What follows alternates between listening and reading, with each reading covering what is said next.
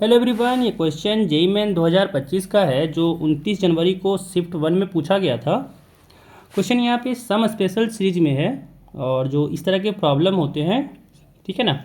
इसमें क्या करते हैं हम लोग, दो अलग अलग फैक्टोरियल में तोड़ते हैं, क्योंकि यहाँ पे देखिए नीचे डिनोमिनेटर में फैक्टोरियल है। तो क्या करते हैं, इसको अलग अलग फैक्टोरियल में तोड़ते हैं और फिर वो टर्म जो होता है वो कैंसिल आउट हो जाता है एक दूसरे से। फिर जो बचता है उसको ऐड कर देते हैं। तो यही अलग अलग फैक्टोरियल में तोड़ना है हम लोग को, और कैसे तोड़ पाएंगे वही चीज़ यहाँ पे मेन काम है कि जो तोड़ लिए तो फिर ये क्वेश्चन काफ़ी इजी है, अदरवाइज सोचते रहना पड़ता है।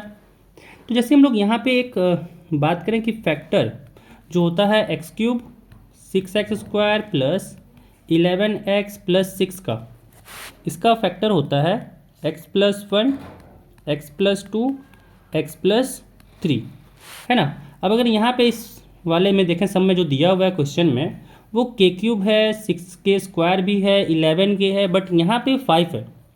तो 5 को 6 बनाने के लिए 1 से ऐड कर देंगे और बैलेंस करने 1 से सब्ट्रैक्ट करने देंगे, है ना। तो यहाँ पे क्या बन जाएगा हम लोग का कि limit n tending to infinity sum k = 1 to n दिया हुआ है, और यहाँ पे है k³ plus 6k² plus 11k plus 6 minus 1/k plus 3 factorial हो जाएगा, है ना। यहाँ पे हम लोग ये चीज़ कर सकते हैं। अब यहाँ पे जो है k³ plus 6k² plus 11x plus 6 है, इसके जगह पे हम लोग k+1 k+2 k+3 लिख सकते हैं।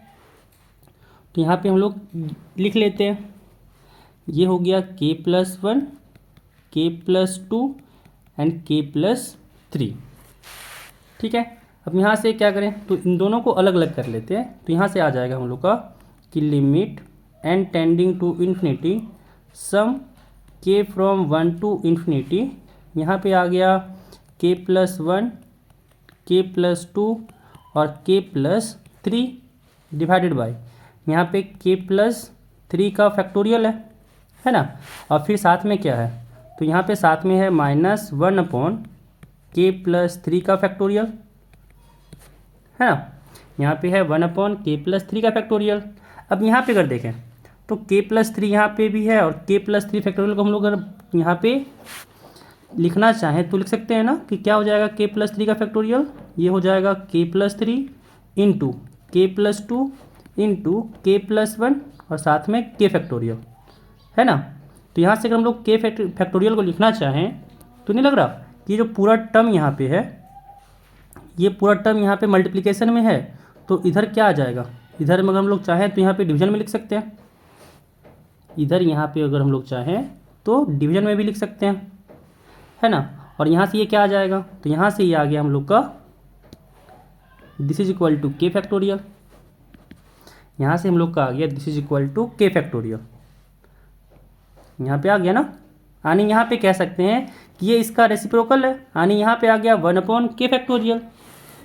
तो इसको जगह पे क्या लिखेंगे, यहाँ से हो जाएगा हम लोग का limit n tending to infinity sum k from 1 to n, and यहाँ से आ गया 1/k फैक्टोरियल माइनस 1/k+3 का फैक्टोरियल, है ना। यहाँ से आ गया 1/k factorial minus 1/k+3 factorial. अब यहाँ पे अगर देखें, अगर इसको ओपन करके लिखना चाहें, सपोज मान लेते हैं इसको टी में मान लिया कि टी के जो दिया हुआ है वो है 1/k factorial minus 1/k+3 factorial, है ना। तो यहाँ से क्या मिला रहा हम लोग को, यहाँ पे अगर देखें तो T1 निकालें तो यहाँ से हो गया 1/1 फैक्टोरियल माइनस 1/4 फैक्टोरियल। T2 अगर निकालें तो यहाँ से हो जाएगा 1/2 फैक्टोरियल माइनस 1 यहाँ पे 3 + 2 यानी 5 फैक्टोरियल। अब यहाँ पे अगर T3 निकालें तो यहाँ से हो गया 1/3 फैक्टोरियल माइनस यहाँ पे आ गया 1/6 फैक्टोरियल। चलिए अब यहाँ पे निकालेंगे T4, तो T4 निकालें तो यहाँ से हो गया 1/4 फैक्टोरियल, फिर माइनस यहाँ हो गया 1/7 फैक्टोरियल। अब यहाँ पे देखें तो हम लोग का काम यहाँ से क्या हुआ, आसान होने लग गया। कैसे कि यहाँ पे अगर देखें तो यहाँ पे 1/4 फैक्टोरियल और ये -1/4 फैक्टोरियल कट जाएगा अगर हम लोग इस सारे टर्म को ऐड कर दें।